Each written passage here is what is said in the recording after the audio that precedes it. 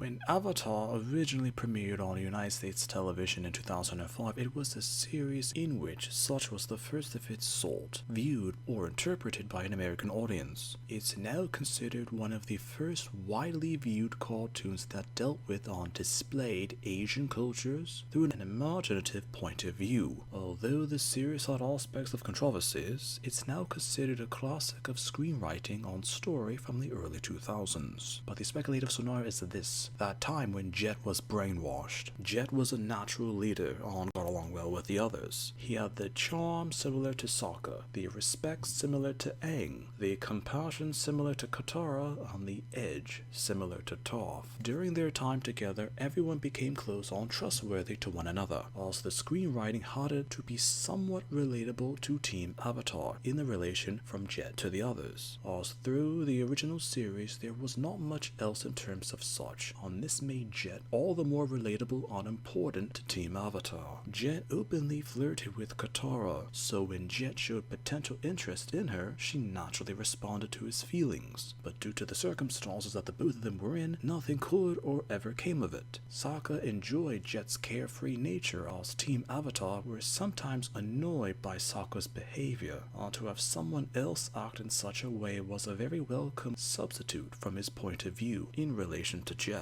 Aang was somewhat perplexed with Jet at times, due to his own experience in the Air Temple with that particular lifestyle, on being 100 years out of date according to being social with others. Toph was actually the one who knew Jet the least, and it was with her who initially suspected something was wrong with Jet when he met up with Team Avatar in Ba Sing Se. According to the original details of The Last Airbender, there weren't much examples that could or would be known in terms of depiction or fact aside from what Jet personally experienced. Team Avatar saw or knew what was uncovered during the siege at Lake Laogai. The fact that Jet was brainwashed or mind controlled so perfectly that even Toph couldn't sense that something was wrong showed how invasive or disturbing that the Dai Li's methods were. When Team Avatar was trying to see just how thorough the brainwashing was, Sokka noticed that Jet wasn't chewing on a piece of straw, and this was a subtle reference to the reimagining of the conditioning that the Dai Li did when remaking Jet's personality. It was later confirmed that the conditioning's full effects were unknown, and even through a combination of Katara's healing water, Toph's awareness, and even Sokka's common sense, there were no guarantees that Jet would relapse into the Dai Li's control once more. This was later explained in the fact that Jet, Smelby, and Longshot decided to remain at Lake Laogai to handle as many Dai Li agents as they could before they met their final fate. Conditioning or brainwashing in Avatar was one of the most underrated or little used concepts in the entire series. Opinions of the time had it that it was a plot mechanism to explain the particular details of the Dai Li on how the Judees were able to control, manipulate, or gaslight public opinions in Ba Sing Se, or how the Dai Li were able to extort civilians, instill fear within these said civilians, or manipulate sentiment as well as private perceptions of the civilians in Ba Sing Se. Sentiment had the depiction of brainwashing to be so interesting that later examples with accounts of brainwashing before Avatar being the legacy of Yang Chen to after Avatar with the Legend of Korra, in an attempt to expound the notion of mind control in the Avatar world, but receptions to these examples were mixed, and most of the non-original subject matter is semi-canon according to popular opinion.